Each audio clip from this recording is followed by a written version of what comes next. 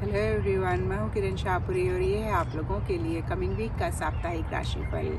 ये 14 मार्च से लेकर 20 मार्च तक की आपकी टैरो रीडिंग्स हैं, टैरो प्रेडिक्शंस हैं। और सबसे पहले अगर अभी तक आपने इस चैनल को नहीं सब्सक्राइब किया तो प्लीज़ लाइक, शेयर और सब्सक्राइब करें। इसके साथ साथ अगर आप डेली टैरो रीडिंग में इंटरेस्टेड हैं तो आप मेरा इंस्टा पेज भी विज़िट कर सकते हैं, जिसका लिंक आपको नीचे डिस्क्रिप्शन बॉक्स में मिल जाएगा। और दूसरी बात, इस रीडिंग को आप किसी भी साइन के हिसाब से देख सकते हैं। Sun sign, moon sign, ascendant या फिर नाम के हिसाब से भी राशियाँ होती हैं, उसके अकॉर्डिंग भी आप इस रीडिंग को देख सकते हैं। और अगर आप मुझसे पूछेंगे तो मैं आपको यही कहूँगी कि जिस साइन को आप अभी तक फॉलो करते आ रहे हैं या फिर जिस साइन के हिसाब से आप अभी तक अपनी रीडिंग्स को देखते आ रहे हैं, सुनते आ रहे हैं, आप उसी साइन के हिसाब से इस रीडिंग को देखें। तो चलिए जी, शुरू करते हैं कमिंग वीक का साप्ताहिक राशिफल। तो चलिए एरीज, आप लोगों के लिए देखें कि कमिंग वीक क्या लेकर आ रहा है, क्या एनर्जीज हैं। तो प्रोफेशनल फ्रंट के लिए आप लोगों के लिए कार्ड्स हैं 3 ऑफ पेंटिकल्स एंड गिल्ड।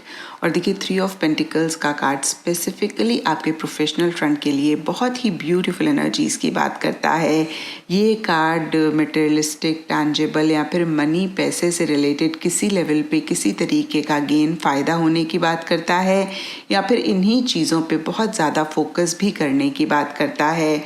और देखिए जैसे कि इस कार्ड में आप लोग देख पा रहे हैं 3 लोग हैं। तो जो भी लोग आपके साथ काम करते हैं, आपके लिए काम करते हैं या फिर मैं कहूँगी कि आपके वर्क फ्रंट में आपके आसपास हैं, उनके साथ बहुत एक कोऑर्डिनेशन होती हुई दिख रही है या फिर बहुत एक कोऑपरेटिव एनर्जीज रहती हुई दिख रही हैं। कुछ लोगों के लिए हो सकता है कि आप पार्टनरशिप में कोई काम करना चाहते हैं या फिर कुछ लोगों के लिए हो सकता है कि आप मिल के कोई काम करना चाहते हैं। कुछ लोगों के लिए हो सकता है कि जो भी आपके टीम मेंबर्स हैं, अगेन उनके साथ बहुत ही एक ब्यूटीफुल बॉन्डिंग आप लोगों का रह रहा है। लेकिन देखिए डीपर लेवल के लिए गिल्ट का कार्ड कहीं मन ही मन किसी चीज़ को लेकर एक उलझन, एक मेंटल स्ट्रेस, एक मेंटल परेशानी भी रहने की बात करता है। और देखिए ये जनरल रीडिंग है तो ये मेंटल स्ट्रेस, ये मेंटल परेशानी सबके लिए डिफ़र कर सकती है। कुछ लोगों के लिए लिटरली हो सकता है कि सरफेस लेवल पे सब कुछ ठीक ठाक है, लेकिन फिर भी मन ही मन इन्हीं सब चीज़ों से रिलेटेड एक स्ट्रेस, एक टेंशन आप महसूस कर रहे हैं।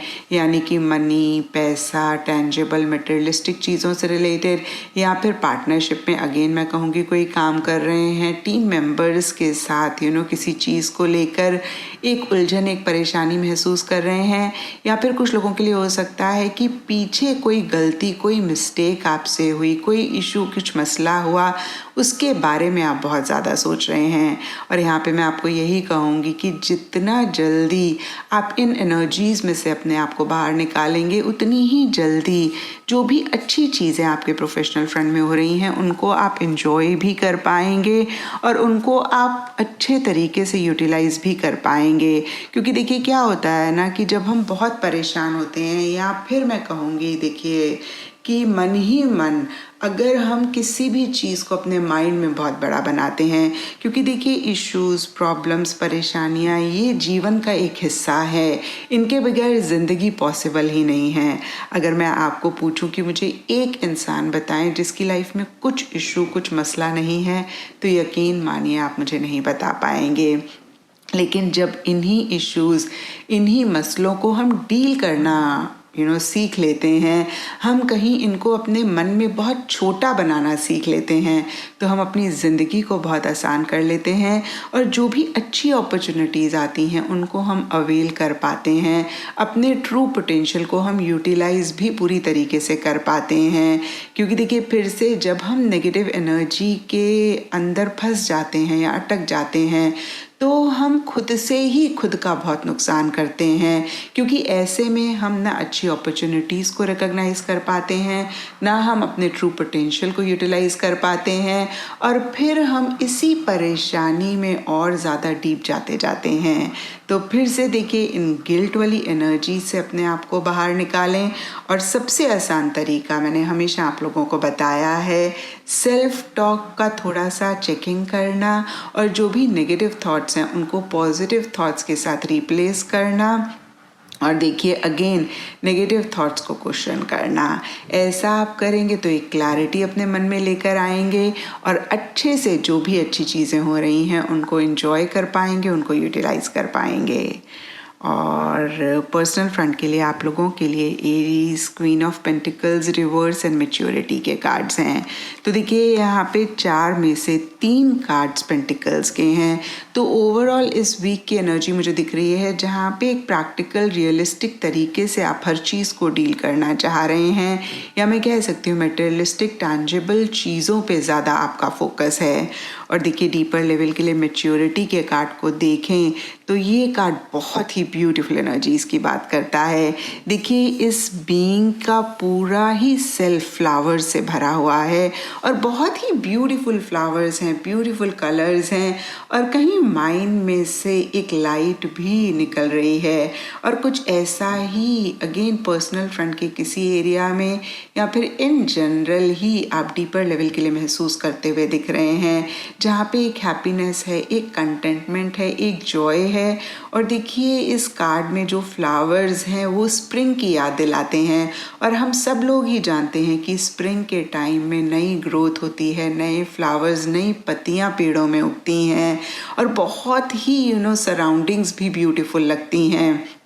और देखिए स्प्रिंग के सीज़न से अगर हम कनेक्ट करें तो कहीं एक नई खुशी, एक नई शुरुआत या तो आप करना चाह रहे हैं किसी पर्सनल फ्रंट के एरिया में, या फिर एक नई शुरुआत, एक नई बिगनिंग हो रही है जिसकी वजह से एक कंटेंटमेंट, एक हैप्पीनेस आप महसूस कर रहे हैं।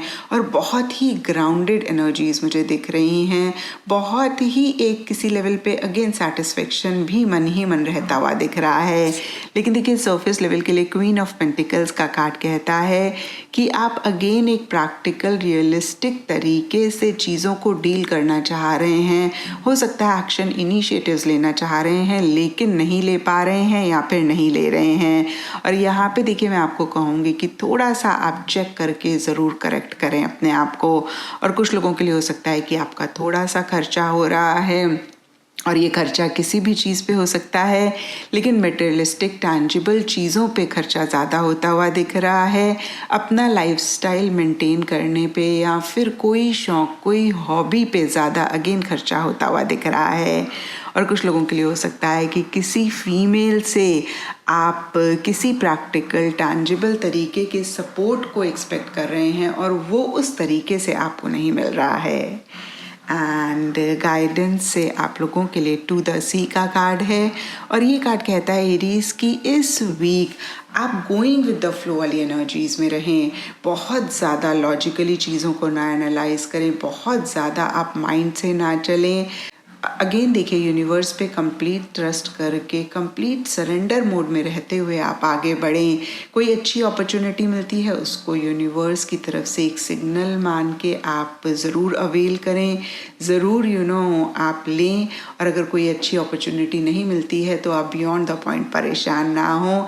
फिर से मैं कहूँगी कि जैसे चीज़ें आ रही हैं वैसे ही आप उनको लेते जाएं और आगे बढ़ते जाएं। एंड चक्रा से आप लोगों के लिए बेस चक्रा का कार्ड है और ये कार्ड कहता है कि थोड़ी सी अगर आप अपनी इस वीक ग्राउंडिंग करते हैं तो और बेटर एनर्जीज अपने लिए ला पाएंगे। और देखिए ग्राउंडिंग के लिए बेस्ट होता है कि आप किसी भी फिजिकल एक्सरसाइज, किसी भी फिजिकल एक्टिविटी में अपने आप को इन्वॉल्व करें, या फिर अगर आप सिंपली पार्क में वॉक करते हैं तो वो भी ग्राउंडिंग में काफ़ी हेल्प करता है। एंड देखिए बेस चक्रा के हिसाब से रेड, मैरून, रस्ट कलर्स आप लोगों के लिए इस वीक लकी रह सकते हैं। एंड सिग्निफिकेंट डे आप लोगों के लिए होगा ट्यूसडे। तो ये था एरीज आप लोगों के लिए कमिंग वीक का साप्ताहिक राशिफल। और नीचे मुझे कमेंट सेक्शन पे ज़रूर बताएं कि ये कितना आपके साथ रेजोनेट किया, कितना आप कनेक्ट कर पाए।